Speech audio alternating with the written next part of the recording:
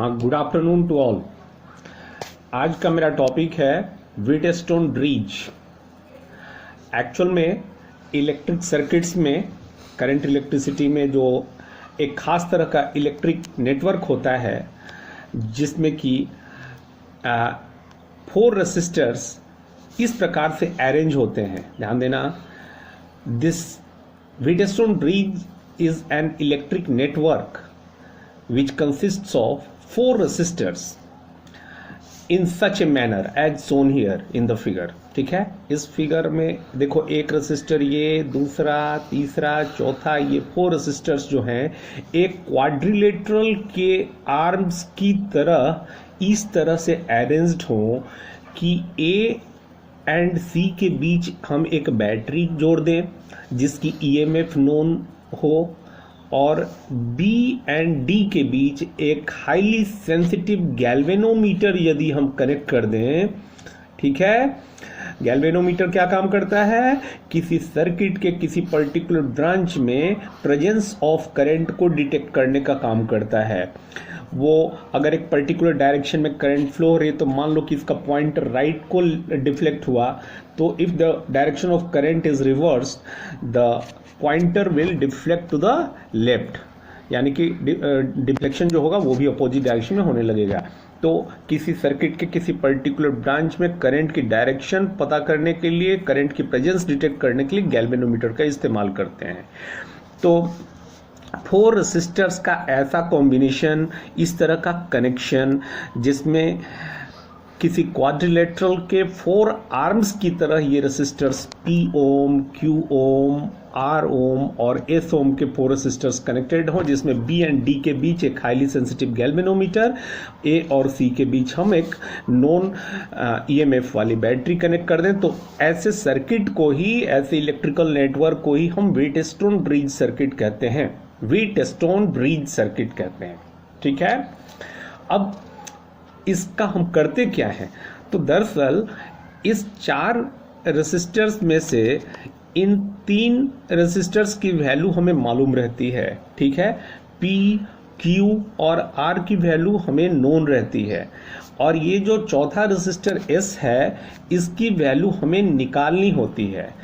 ठीक है, S की वैल्यू हमें निकालनी है, और S की वैल्यू जो निकालनी है वो in terms of this 3 known resistors P, Q और R के टर्म्स में हमें निकालनी होती है। ठीक है, तो कैसे निकालेंगे ये तो बाद की कहानी है। तो पहले ये समझ लो कि ये जो व्हीटस्टोन ब्रिज सर्किट है इसका इस्तेमाल किस लिए करते हैं। इसका इस्तेमाल हम एक, इन जो 4 रेसिस्टर्स हैं 4 आर्म्स में, उसमें से किसी एक आर्म में एक रेसिस्टर, जैसे S ओम वाला जो रेसिस्टर है ये अननोन रहेगा। इस अननोन रेसिस्टेंस की वैल्यू निकालने के लिए in terms of the known resistances P, Q and R इसका इस्तेमाल हम करते हैं। ठीक है, अब P और Q जो है इनको हम रेशियो आर्म कहते हैं। ऊपर वाला ध्यान देना, इसमें गैल्वेनोमीटर B और D के बीच कनेक्टेड है। इसके लेफ्ट साइड में 2 आर्म्स हो गए हैं, राइट हैंड साइड जो है बिल्कुल सिमेट्रिकल है, इसमें Q एंड S 2 आर्म्स हो गए हैं। ऐसे भी कह सकते हो कि A और C के एक साइड में 2 आर्म्स P एंड Q हो गए हैं। मिरर इमेज दूसरा जो सिमेट्रिकल है अपोजिट साइड में, वो उस साइड में 2 आर्म्स हो गए R और S वैल्यू के, जिसमें से S अननोन है। ठीक है, और देख रहे हो बैटरी कैसे जुड़ा हुआ है। तो अब ये सर्किट काम कैसे करता है जरा इसको समझो। दरअसल इस बैटरी से मान लो कि I एम्पियर की करंट सप्लाई पॉजिटिव टर्मिनल से हो रही है।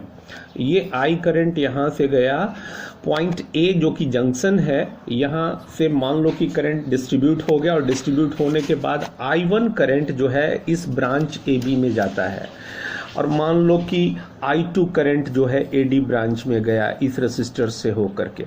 ठीक है, अब यहाँ I1 करंट जब पहुंचा जंक्शन B पर, ध्यान देना B इज अनदर जंक्शन, तो इस जंक्शन B पर फिर से करंट का डिस्ट्रीब्यूशन हुआ। तो जंक्शन रूल किरचॉफ्स लॉ में जो हमने बतलाया था उसको अप्लाई करो।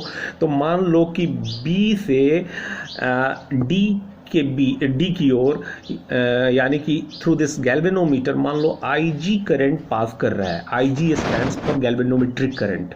ठीक है, और मान लो कि गैल्वेनोमीटर जो इंस्ट्रूमेंट है, डिवाइस, की खुद की रेसिस्टेंस कैपिटल G है, कैपिटल G ओम की है। ठीक है। तो IG करंट अगर इधर चला गया तो बताना तो B से C BCR में यानी कि रेसिस्टेंस Q से होकर के कितना करंट पास करेगा, तो I1 minus IG current pass करेगा BCR में, और इधर से I2 करंट R रेसिस्टेंस से होकर के आ रहा है जंक्शन D की तरफ, IG current B to D जा रहा है, D पॉइंट पर जंक्शन D पर I2 और IG आकर मिल रहे हैं, और फिर ये दोनों करंट जो है, इन दोनों का सम जो है इस अननोन रेसिस्टेंस से होकर के पास करेगा, जिसकी वैल्यू I2 प्लस IG के बराबर होगी। तो इस तरह से हमने जंक्शन रूल का ख्याल रखते हुए इस पूरे नेटवर्क में हमने इसके प्रत्येक ब्रांच में करंट डिस्ट्रीब्यूशन को हमने दिखला दिया। ठीक है। अब ये समझो कि ये सर्किट कैसे वर्क करता है। तो ये जो व्हीटस्टोन ब्रिज नेटवर्क है ये दो प्रकार से वर्क करता है, दो अलग अलग कंडीशंस में। ठीक है, एक होती है बैलेंस्ड कंडीशन और दूसरी कहलाती है अनबैलेंस्ड कंडीशन।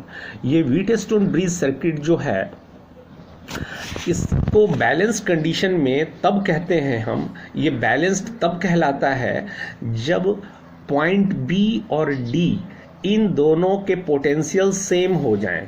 ठीक है, और जब ऐसा होता है तो there will be no potential difference between B and D, और you can say there will be no potential difference across this galvanometer G।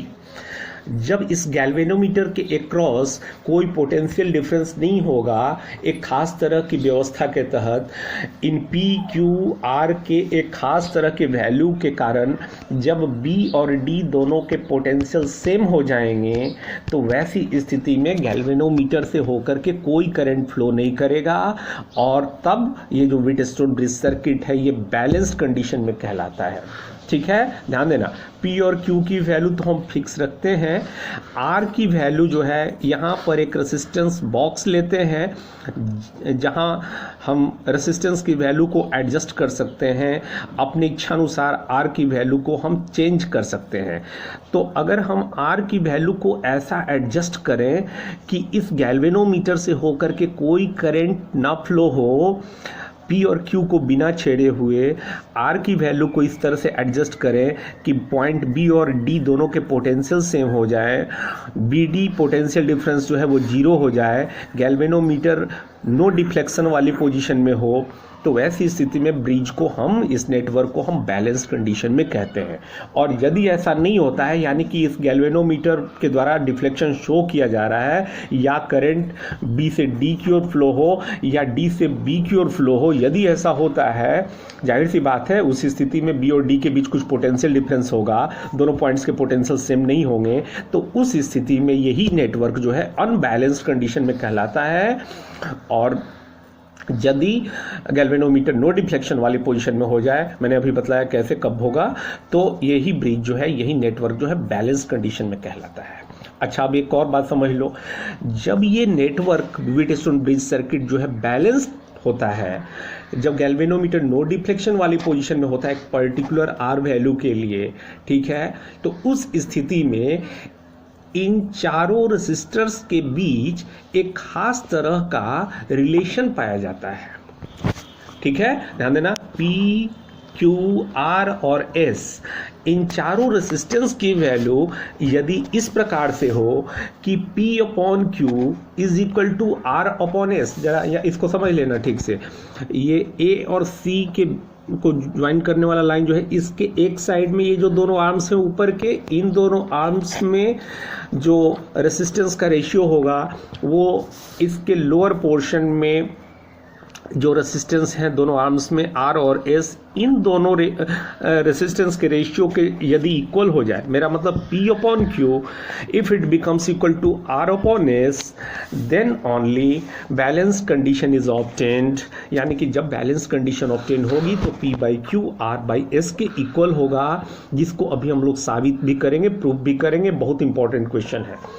और वैसी स्थिति में जब इस तरह से वैल्यू हो P, Q, R, S की कि ये कंडीशन होल्ड करता है, ठीक है, तो ऐसी स्थिति में ब्रिज जो है बैलेंस्ड कंडीशन में होगा और गैल्वेनोमीटर नो डिफ्लेक्शन वाली पोजीशन में होगा। B और D दोनों पॉइंट के पोटेंशियल सेम होंगे, B और D के बीच कोई पोटेंशियल डिफरेंस नहीं होगा। अब तुम देखो तो हम जान गए कि ब्रिज को बैलेंस कैसे करना है। इस आर की वैल्यू जो कि वेरिएबल रेसिस्टेंस वैल्यू रखता है, तो इसकी वैल्यू को हम ऐसा एडजस्ट करेंगे, ऐसा सेलेक्ट करेंगे कि इस तरह की वैल्यू हो जाए, यानी गैल्वेनोमीटर नो डिफ्लेक्शन वाली कंडीशन में आ जाए।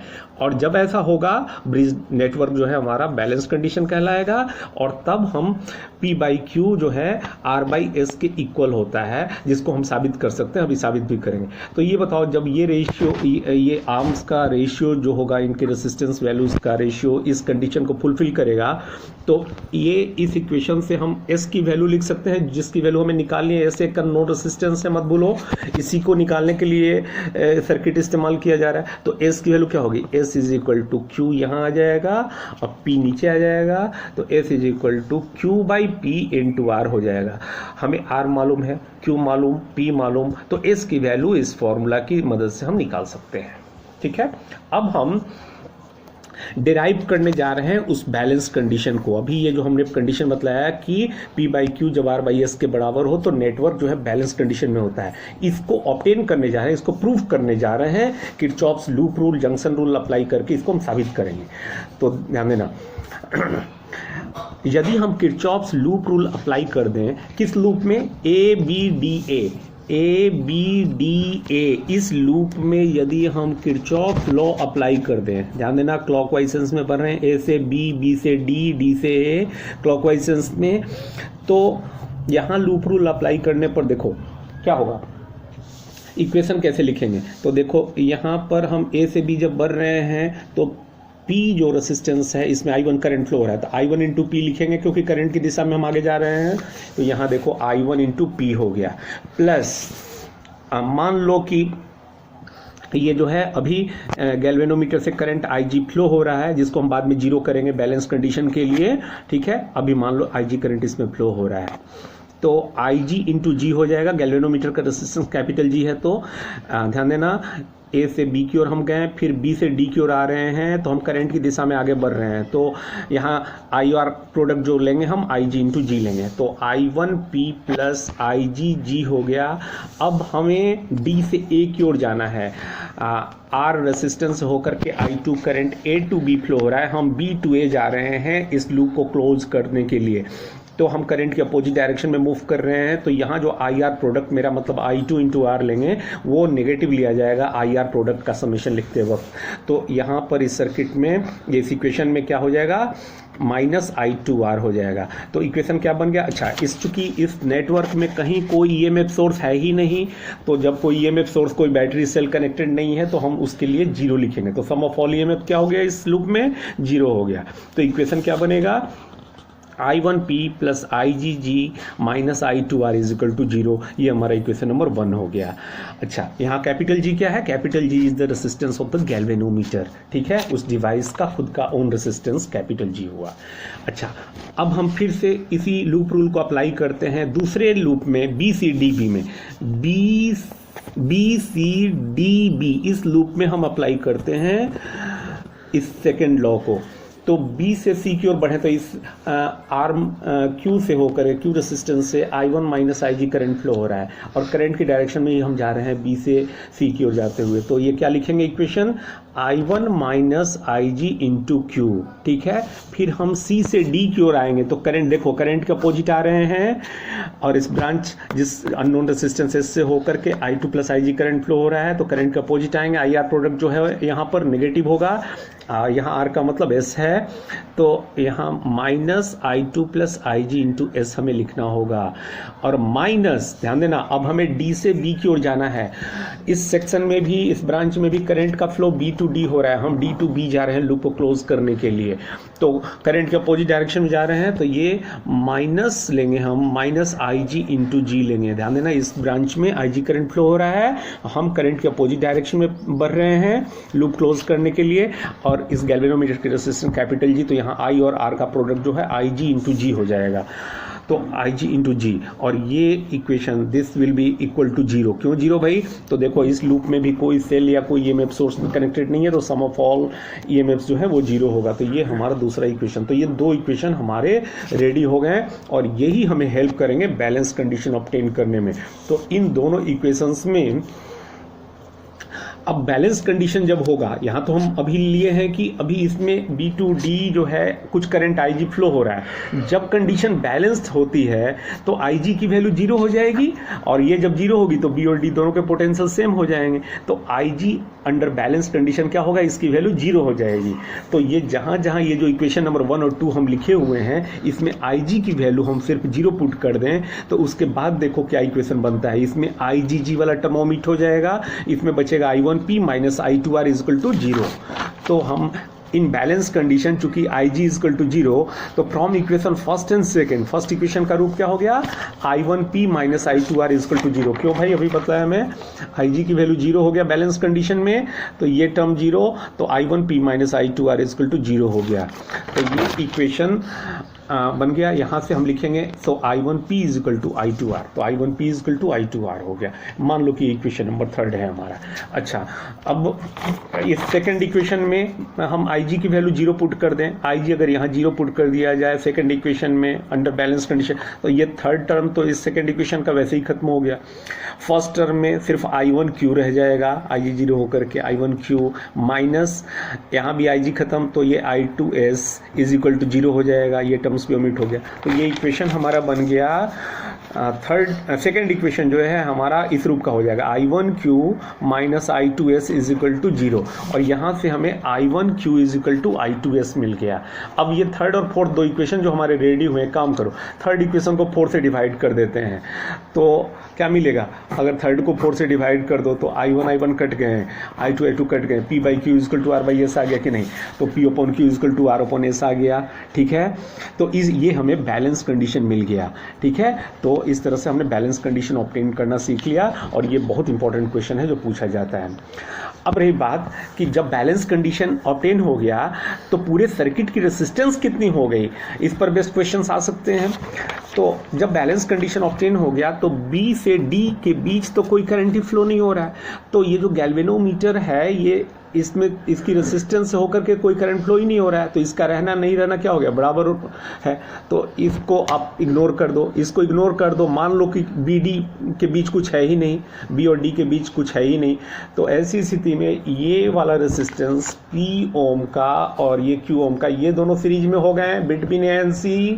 ठीक है, तो इधर नेट रेजिस्टेंस कितना हो गया इस सेक्शन में, P प्लस Q, और इस लोअर पोर्शन में, ठीक है, यहाँ पर रेजिस्टेंस R और यहाँ पर S, तो ये R प्लस S हो गया। ठीक है, तो और ये दोनों A और C के बीच क्या हो गए, पैरेलल। कौन कौन दोनों, ये P प्लस Q और इधर R प्लस S, दोनों क्या हो गए, पैरेलल में हो गए in between A and C। तो इक्विवेलेंट रेजिस्टेंस इन दोनों के पैरेलल इक्विवेलेंट निकालते हैं हम, तो कितना हो जाएगा, तो इन दोनों का पैरेलल इक्विवेलेंट रेडीमेड फॉर्मूला याद करो, दो रेजिस्टर्स R1 R2 ओम के पैरेलल में हो तो इक्विवेलेंट रेजिस्टेंस 10 से पढ़ते आ रहे हो, R1 into R2 upon R1 plus R2 होता है। तो हमारे पास दो resistance P plus Q and R plus S हैं, तो इनका इक्विवेलेंट क्या होगा, P plus Q into R plus S upon P plus Q plus R plus S हो जाएगा। इस तरह से हमने पूरे नेटवर्क का इक्विवेलेंट रेजिस्टेंस फाइंड कर लिया अंडर बैलेंस्ड कंडीशन।